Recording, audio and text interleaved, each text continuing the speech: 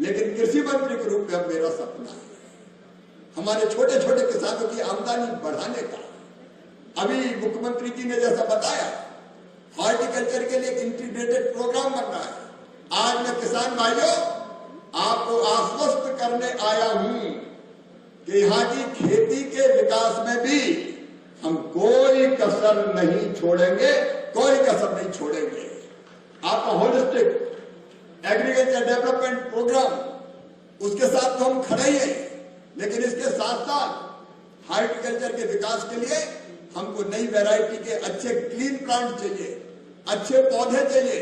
कई बार सेब के बाग लगा दिए, अखरोट के लगा दिए, अलग अलग चीजों के लगा दिए, लेकिन बाद में पता चला कि पेड़ तो खराब निकले, पौधे अच्छे नहीं है। और इसलिए हम ये तय कर रहे हैं कि क्लीन प्लांट प्रोग्राम जो चालू कर दिया है, हमारे जम्मू कश्मीर यूनिवर्सिटी के साथ मिलकर हमने 100 करोड़ रुपए से ज्यादा की लागत का हम ऐसी नर्सरियां भी यहाँ बनाएंगे, प्राइवेट लोग नर्सरी बनाएंगे। छोटी नर्सरी बनाने के लिए 2 करोड़ और बड़ी नर्सरी बनाने के लिए 4 करोड़ रुपए तक की उनको सहायता दी जाएगी, ताकि हमारे किसान को अच्छे पौधे यहीं पर उपलब्ध हो सके। क्यों हम दुनिया से लाए, न्यूजीलैंड से, अलग अलग देशों से क्यों लाए? तो वो क्लीन प्लांट भी यहाँ मिले। और अभी मैं मुख्यमंत्री जी से कह रहा था, मैं भारत सरकार के आईसीआर के साइंटिस्ट की टीम यहाँ भेजूंगा जम्मू कश्मीर की धरती पर।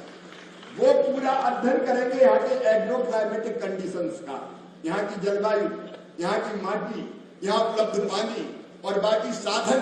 उसके आधार पर अभी जो खेती में सरकार कर रही है बहुत बेहतर कर रही है, जम्मू कश्मीर की सरकार भी बहुत बेहतर कर रही है, लेकिन उससे एक कदम और आगे बढ़ना है। हम क्या बेहतर कर सकते हैं, कौन सी फसलें, कौन से फलों की कौन सी किस्में यहाँ लगाई जाए, उसके बारे में पूरा एक रोड मैप बनाया जाएगा।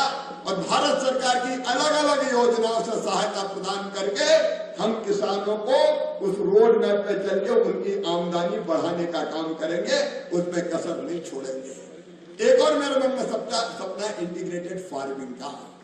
अकेले अनाज, अकेले फल, अकेली सब्जी, छोटी खेती में आमदनी ज्यादा बढ़ा नहीं सकते।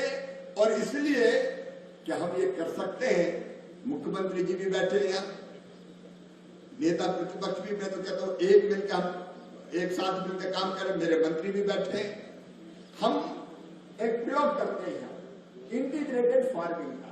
हमारे काश्तकार जमींदार फल, सब्जी, अनाज जितना हो सकता है वो तो करें, लेकिन उसके साथ साथ पशुपालन, मछली पालन, भेड़ पालन, यहाँ तो भेड़, बकरी, मधुमक्खी पालन, कृषि वानिकी, कौन कौन से काम कर सकते हैं, एक नहीं 2-3 काम एक साथ करें, ताकि उनकी आमदनी अलग अलग तरीके से बढ़ सके। यहाँ मीठे पानी की मछली की बहुत संभावना है, जो मुझे बताया गया है। हम कई किसानों को उस पर लगा सकते हैं, इसके साथ वो काम भी करें, पशुपालन के काम में लगा सकते हैं। और उन सबके लिए एक इंटीग्रेटेड फार्मिंग का प्रोग्राम केंद्र सरकार आपके साथ मिलकर बनाएगी और अपने काश्तकार जमींदारों की मदद करेगी। आपकी आमदनी बढ़ाना है, आपकी जिंदगी को बेहतर बनाना है। ये मैं कह रहा हूं तो केवल जबान से नहीं, अंतरात्मा से कह रहा हूं, दिल से कह रहा हूं। कुछ वर्षों में हम यहाँ की पूरी तस्वीर बदल सकते हैं और लोगों की तकदीर और बेहतर हो जाए, इसकी कोशिश कर सकते हैं।